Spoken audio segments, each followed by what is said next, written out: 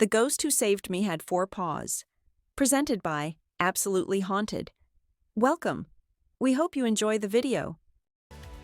Let me tell you a story, but not the kind you're expecting. You may think you know what a ghost story sounds like. Cold winds, creaking doors, maybe a shadowy figure in the dark. But what if I told you the ghost in this story didn't come to haunt, but to protect? And what if I told you the hero wasn't human? Before I get to that part, let me ask you something. Have you ever had a dog, not just a pet, but a companion, who seemed to understand you better than any person ever could? Someone who walked with you through your darkest days, tail wagging, eyes full of unspoken love? I had a dog like that. His name was Sam.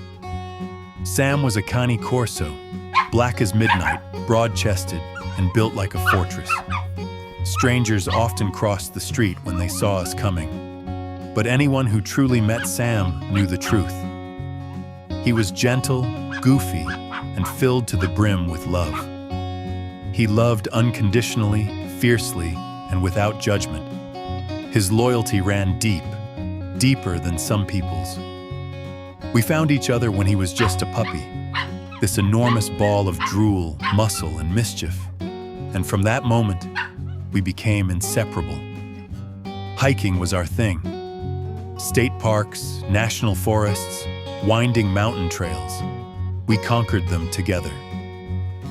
Over the years, we must have logged thousands of miles, and with every step, our bond grew stronger. There's a moment after a long hike, after hours of sweat and aching muscles, when the world feels still. I'd unzip the tent, crawl inside, and collapse. But then, without fail, there'd be a gentle nudge at my side.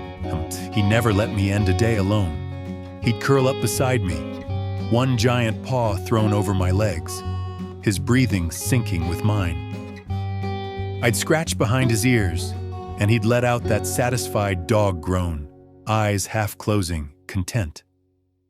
Those moments were home to me, more than any house ever was. Sam was more than a hiking partner. He was my guardian. There were times, close calls with wildlife, strange noises deep in the woods, where his presence kept me grounded. He had this quiet way of standing between me and whatever might hurt me. Never aggressive, but always ready. But time is cruel.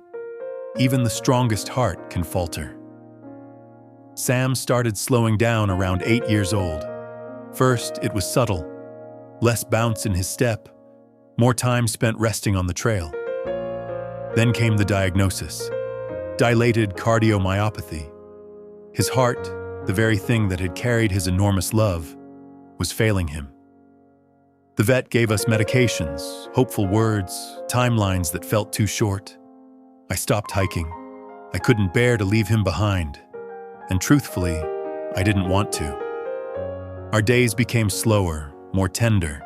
Walks around the block, naps by the fireplace. I was trying to memorize him, every look, every breath. Then came the night I'll never forget. It was autumn.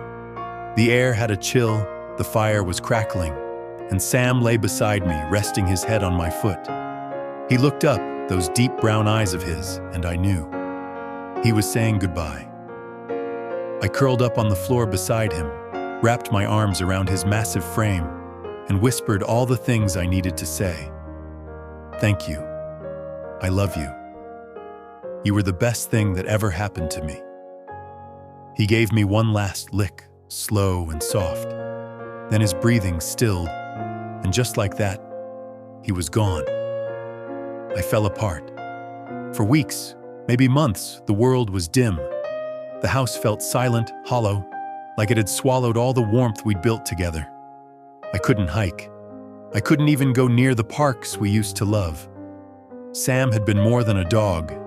He'd been the soul of my life. But spring came. Slowly, reluctantly, I began to walk again. First around the neighborhood, then into the woods. Always alone, always with this gaping hole beside me where he used to be. By midsummer, I decided to try something bold, maybe foolish. I set my sights on Galbraith Mountain, a trail Sam and I had always planned to explore but never reached. It felt like unfinished business, maybe a way to say goodbye one last time, a way I knew Sam would understand. The first day went smoothly. The mountain was beautiful, lush and green, the trail winding through ancient trees and moss-covered rocks. But there was something strange. It was subtle at first, a tension in the air, a silence too complete. The kind of quiet where the birds should be singing, but aren't.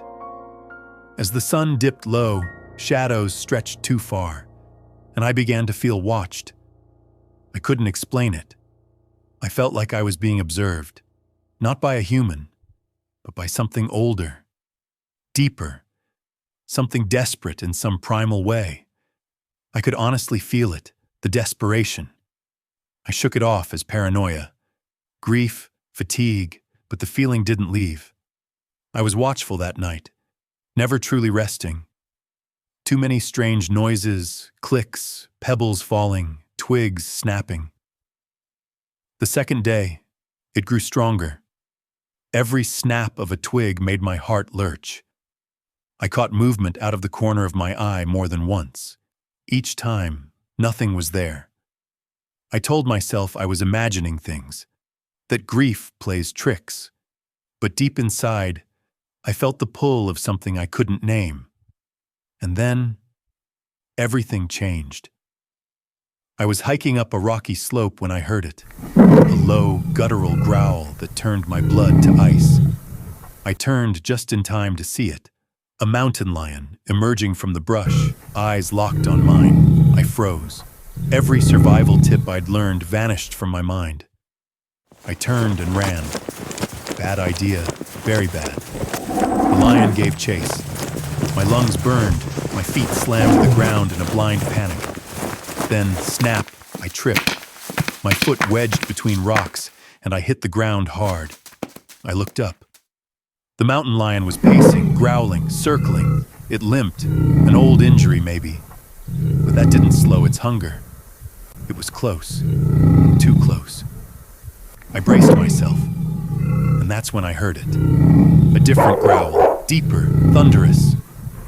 Two paws landed beside me. I turned and saw him. Sam. He stood over me just as he had so many times before. Black coat gleaming, muscles rippling, eyes blazing with a fierce, unearthly light. He growled again, low and threatening, locking eyes with the mountain lion. And on his back leg, just above the paw, I saw it. The small white star. His birthmark. The one I used to joke made him part angel. The mountain lion paused.